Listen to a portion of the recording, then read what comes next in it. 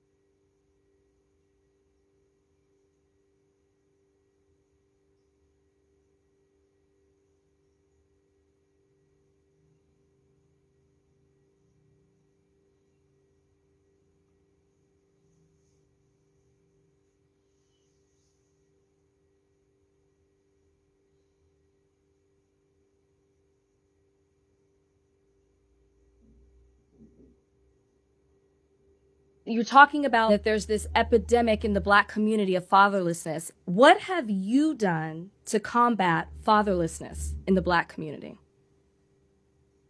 Okay, so you're accepting that we have an issue with fatherlessness in the Black community. You're accepting that, I assume. I'm not. You said that. I didn't think so. So you're not accepting it, and you're asking me, what am I doing about something that you don't accept? No, you're my question is clear as day. Is that have you not done anything to combat fatherlessness? You just now acknowledged, in your opinion, that what I just now said isn't even a problem. Larry, please answer, what have you done to combat fatherlessness?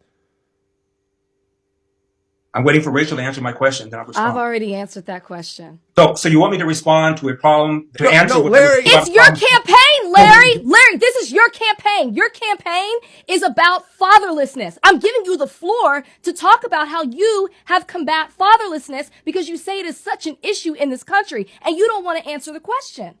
I'm happy to answer the question, provided that you acknowledge that there is a problem. Larry, get the fuck out of here. I didn't think so. So you're not accepting it, and you're asking me, what am I doing about? So the biggest thing that I hate is when people weaponize men issues, mental health. They love bringing it up. They love bringing up men's mental health.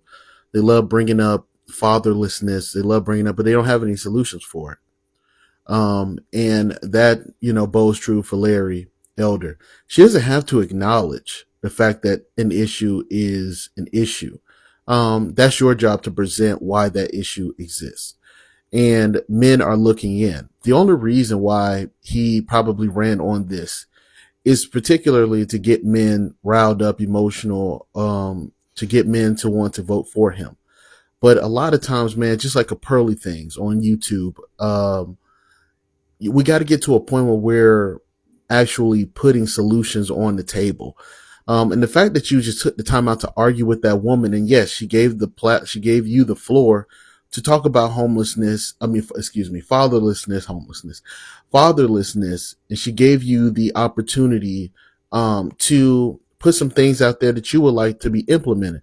He could have said no at this juncture. I haven't done anything just yet. However, this is what I plan on doing. These are initiatives that I'm looking into and things like that. First of all, I think that fatherlessness can easily be combated, because I think the biggest majority issue is that these men are scared of fatherhood. They're scared of it. A lot of these guys just see themselves. They don't think they have the money. They don't think they have the capability to be a great father. A lot of men struggle in that predicament, right? So this idea of like fatherlessness and stuff like that, we have to help those men. A lot of brothers, this is something that's happened over generations. Excuse me. This is something that happens over generations. So you have to be able to sit guys down and be like, look, we're going to help you through this process. And that's just how I see it. I think that it's a very easy solution to fatherlessness, and getting men and incentivizing men to even stick around for that child, to feel that they have people on their side that's willing to help them. But that's just my opinion on that, man. Larry Elder is like the worst dude on earth. And he's really like one of those candidates that like I'm glad is going to get under the rug. He's going to be under the rug soon. I'm giving you the floor to talk about how you have combat fatherlessness. Yo, this is crazy, because when I first started doing what I do, right, I needed a mentor so bad. I was like, yo, who out there is like really going hard for fatherhood? Like, who out there? And then I came across Larry Elder, and I just started to I'm like, okay, cool. This may be a guy who could probably mentor me. I started looking at his politics, and I was like, I can't be down with this person whatsoever. And I still paid attention to him, because I was like, okay, he does understand that there is a problem systematically, and maybe he is trying to solve the problem, but I never see him doing anything. I just hear him continue to talk about the problem all the time. That's all he ever does, right? And so I have realized that most of these people, politicians, left or right, whatever, they just want something on their banner. They want something on their sign to protest. They don't actually want to solve a problem. Most times they just want to talk about it. And it's sad. You're talking about that there's this epidemic in the Black community of fatherlessness. What have you... See, that's why I can't be no interviewer, because I've been to cut the shit off right then and there. Because if you can't answer the question, it's a simple yes or no question. If you can't say either yes or no, then there's nothing else for us to talk about. You want to deflect, bring up points, just to save yourself from answering the fucking question, because you know good and goddamn well you wasn't doing shit. But you'll hop your ass on here and complain about the fatherlessness issue while not doing anything about it. And then a lot of y'all not only complain about it, y'all shift blame onto the parent that stayed. Somehow it's the mom's fault that this grown ass adult just refuses to take responsibility for what he helped create it. And that's actually the issue. A lot of these folks just don't want to not want to step up and take responsibility for something they helped create it, especially if it doesn't serve them any purpose. But in reality, he's not doing shit. What have you done to combat fatherlessness in the Black community? This is the conversation that need to be had. 5 things that I'm doing. 1, I'm there for my kids every day. 2nd, I ain't just there for them, I'm there for their mama. Oh, because they mama my wife. 3rd thing that I'm doing, I'm combating the lies that we've believed in our culture. Because this ain't just a Black family issue. This is a human issue. White families, Latino families, a lot of families have absentee fathers. A lot of cultures have daddy issues. Ain't just the Black community. 4th thing that I'm doing, I'm becoming a father to the fatherless. Dudes that look up to me, that I'm mentoring, that I'm helping in, who never had a father in their life, I'm providing somewhat of a replacement for that because they never had it. 5th and final thing that I'm doing, I'm involved in my community, teaching other people that this is something that we all have to be a part of. We got to be honest about the issue, and it takes all hands on deck. So make sure you're an advocate in those spaces in your political scene and also in your local community. Hope this helps. You're talking about that there's this epidemic in the Black community of fatherlessness. Black fathers are more involved in their kids' lives than any other race of father. Black fathers have gone to bed with their kids, they have ate with their kids, they helped their kids with their homework, they even gave their kids a bath. Not only that, they made sure their kids got up and got ready for school. Let me show you. Pause and read. You know what I find funny with you? Don't you got some issues that you need to deal with, sir? Like, pulling a gun out on your wife who pressed charges against you? Before you go talking about little black boys in the hood acting all wild and crazy? Because which group of boys are taking AR-15s to school to take out their classmates and shoot people out in public because they had a bad day? And we know what the answer is. But which group of fathers are killing their sons and daughters over a pride flag and a transgender flag? We also know the answer to that too. So let's be for real about this. You don't care about Black issues just like any other coon buffoonery. They use it as a political talking point. So keep tap dancing. I'm happy to answer the question, provided that you acknowledge that there is a problem. That leads one to question, why in the world did that man, why is he bringing up a topic that he's not willing to dive into, whether you believe it or not? It is almost parallel. Well, it's parallel to being a devout Christian, so to say. A pastor, a preacher, a reverend, whatever, is not going to waste their time talking to somebody who clearly can see through their bullshit. Y'all have a good day. This has to be one of the weirdest interviews I've ever seen, and I feel really bad for Rachel because... Okay, y'all, so I'm going to say you can go back and watch the interview. It was definitely interesting. But I've gone down this rabbit hole and watched several interviews of Larry Elders because I didn't know who the hell he was. And I think we as a tribe, as a demographic, as a people are misunderstanding a key factor with him, right? Don't scroll past. Hear me out. Okay? We're not his target audience. We are not who he's talking to. We are who he's talking about. We are the bullet in the gun. We are the content. We are not who he's aiming it to, right? And if you think about it, the questions he don't answer, the moments he gets aggressive and deflective, that's because that response identifies his true audience. And his true audience, they don't want to be identified. Like, they don't want you to then come look at them while they will agree with him and vote for him and feel like we are doing a service to the fatherless communities and systematic racism, but we're going to do it in a way that benefits us. You know, slavery was really beneficial to the slave, because how valuable would their life has been free in their own country? You know, that crowd. He's not talking to us. He's not talking to us. But because we try to support politicians who are a reflection of us, or who we perceive to be a reflection of us, we invite him on these talk shows. We invite him on these podcasts. We try to hold these discussions, only to feel sideswiped when we realize we are his content. We are not his audience. And sometimes those are not the same thing. Larry, it's your campaign, Larry. Larry, this is your campaign. Your campaign is about fatherlessness. I'm giving you the floor to talk about how you have combat fatherlessness, because you say it is such an issue in this country and you don't want to answer the question. I'm happy to answer the question, provided that you acknowledge that there is a problem. Larry, get the fuck out of here. Lord Jesus, these people need to hire me because I speak stupid. Like, I don't know anything about politics. Like, I really don't. I don't know a lot about a lot. But I speak stupid. Like, I do. I know how to interpret stupid. I know how to interpret stupid that is being said because of the spiritual attack that is happening. I know stupid. So Jesus, use me, Jesus, because I know stupid. Because apparently there's a spiritual, like, vibe of stupid.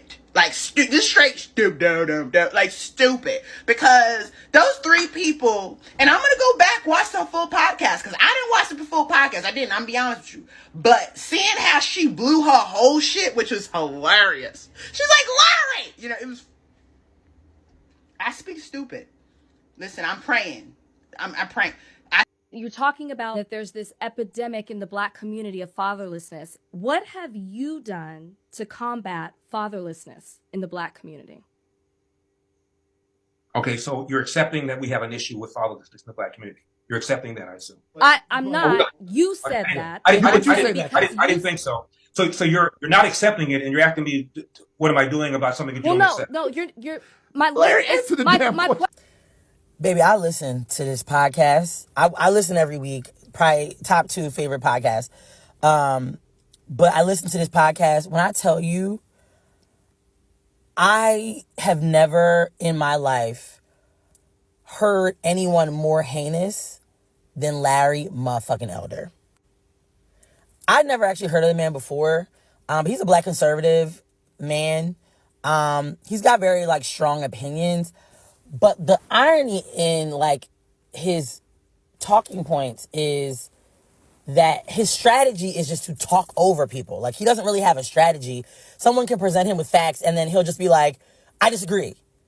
It's like, okay, you can disagree with history if you want. It just makes you loud and wrong. And I had seen this clip before I'd heard the entire podcast, and I could tell from this clip that Larry Elder is a giant misogynist. Like, you could just tell that he's like a giant misogynist. He does not respect women at all. But, like, the way that he was talking to Van and Rachel about his position, as Van was giving him legitimate facts, cited facts, I disagree. And he's just talking over him. And, like, something ironic that they discussed in the beginning of the interview is how the RNC doesn't see it for Larry Elder. Like, Larry Elder thinks that they don't respect him. Baby, I fully understand why they don't respect that man. It ain't got nothing to do with Joe Biden. It has everything to do with his position and how he approaches things, which contradicts his whole position on, like, systemic racism not being real, because the RNC is stonewalling this man, and rightfully so. Like, I cannot see people garnering interest outside of Black conservatives. There's nothing that he's saying that would draw in an audience of the majority of Republicans who are white. And, like, apparently, like, he has this whole stance on, like, fatherlessness, but he ain't got no kids and he's married to a white woman. Which tracks because he got the whole O.J. Simpson, Al Cowlings haircut, so it's right on brand.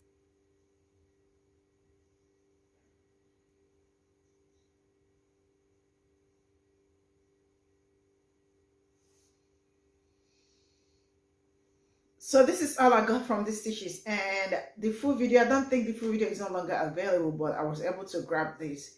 And the truth is that, like the woman said, this man does not speak for Black community. I mean, what he does is he has a particular audience that he talks to, not to Black people. And you can imagine him wanting the woman to accept that there is a fatherless issue in Black community. And the truth is that some people haven't even taken time to study what is going on in Black community. And some haven't even contributed anything to Black community, but yet they look for every opportunity to talk ill about Black community, or him that is saying that there is fatherlessness going on in Black community. What is he doing as a person to combat it? But no, he was trying to tell the woman to accept that there is fatherlessness in Black community. I mean, does this really make any sense? And the truth is that I have done several videos on this, like, because most palm color people always come up, because this is the stereotype they always give Black people. So that is the stereotype this particular Oreo is trying to also give Black community. I have said this time without numbers that statistically, it shows that Black community, I mean Black men, are more in their children's life. They take care, they help their children go to school. They feed their children, like, you know, statistically, you know, they are always in the, like, they are more in the home, even when they are no longer together with the person, but they are in the home for the kids than any other parents, palm-colored, Hispanic, and all that. But yet, I know there is mass incarceration always going on in Black community that is being done by palm-colored cops. You all remember the video I said, you all know that we don't kill people that look like me. They were saying in a video that they only kill people, Black people. So these are the things that people are supposed to look for a way to stop. I saw a video yesterday about a Black man who was going home late and was stopped by the cops. This man was completely terrified.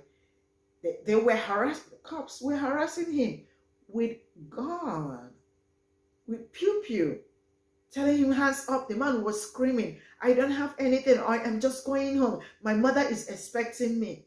I couldn't watch that video. I don't even want to, like, you know, I don't want to traumatize anybody with that. That video was very traumatizing. I closed it up straight up. What if that man did not make it home? What are they gonna say? They probably will say they found something on him. So many things has been going on, but some people choose not to see what is going on in Black community, especially the evils they are committing in Black communities. They always look for a way to, because you see, they always look for a way to hold Black people over something they really do not understand. And coming from a Black man, Larry, is just something I really do not understand. Okay, he is saying there is so much fatherlessness, and what are you doing to stop that? Have you ever come up with any idea, solution on how to make things better for Black community? But this is going to be a topic for discussion when he is with his palm-colored people, or when he is talking to his palm-colored people, because he is for the palm-colored people. It doesn't really make any sense. See you all in my next video. Bye for now.